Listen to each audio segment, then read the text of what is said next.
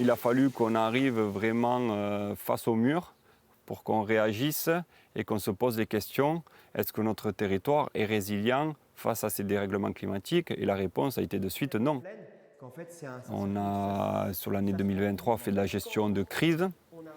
Et nous, à Elne, on s'est dit, on ne peut pas rester que dans la gestion de crise. Il faut qu'on voie déjà plus loin.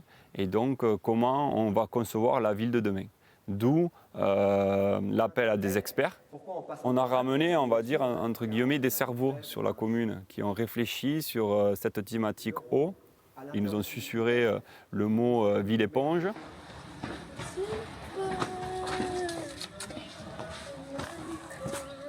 On participe au projet de la ville d'Elne avec le CCJ, le Conseil consultatif de la jeunesse.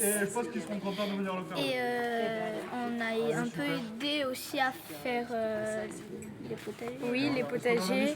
Et sur les potagers, on peut y voir des fraises qu'on pourra cueillir en fait. On trouve que ça, en fait, tous les légumes, les fruits et tout ça, ça donne un effet vivant dans la ville. Et c'est chouette de voir qu'on cultive et tout ça dans cette ville parce qu'elle peut devenir très vite jolie grâce à tout ça.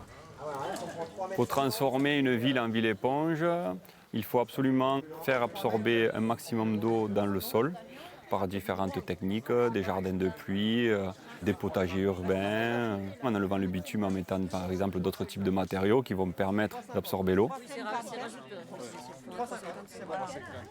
Ici, il faut quand même tenir compte de la problématique avec l'eau qui manque ou la pluie qui manque. Et nous avons déjà installé un récupérateur d'eau dans notre cour. Et comme ça, on peut arroser avec cette eau. Grâce à ces projets-là, on a réussi à rencontrer les voisins. On travaille sur quelque chose qui est d'intérêt collectif plus large et qui même est au-delà du projet lui-même. Ce qui est important, c'est que ça initie une mise en mouvement. C'est que ça permet de faire passer un certain nombre de messages sur pourquoi on fait ça, tout le cycle de l'eau qu'il y a derrière, et pourquoi ensuite ça peut percoler et s'aimer. Moi, je suis venue à Elne parce qu'il y avait une belle dynamique impulsée par la municipalité et la commune, avec des projets d'agriculture urbaine, de retirer le béton en centre-ville. Et moi, mon rôle là-dedans, ça va être de faire le lien entre les habitants et les projets d'agriculture urbaine. Par ailleurs, comme il y a cette notion de ville éponge, on veut faire en sorte que dans ce contexte de sécheresse, on optimise et on ait besoin de le moins d'eau possible pour produire cette nourriture, pour planter nos jardins. Et donc, le plus grand réservoir d'eau, c'est un sol vivant. Ça va être un sol qui est plein de micro-organismes, plein de mousse, plein de systèmes racinaires complémentaires et différents, des systèmes racinaires profonds. Avec un sol vivant, on a besoin de 10 fois moins d'arrosage que quand on a un sol qui est labouré, par exemple.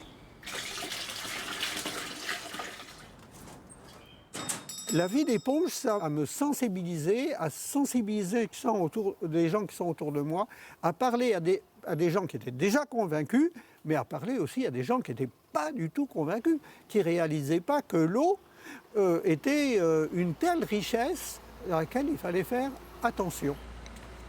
Le fait de s'impliquer comme ça dans une démarche citoyenne dans sa commune, on participe aussi à changer le monde puisque ça rayonne, il y a d'autres gens qui voient ce qu'on fait, ça donne envie, c'est fédérateur.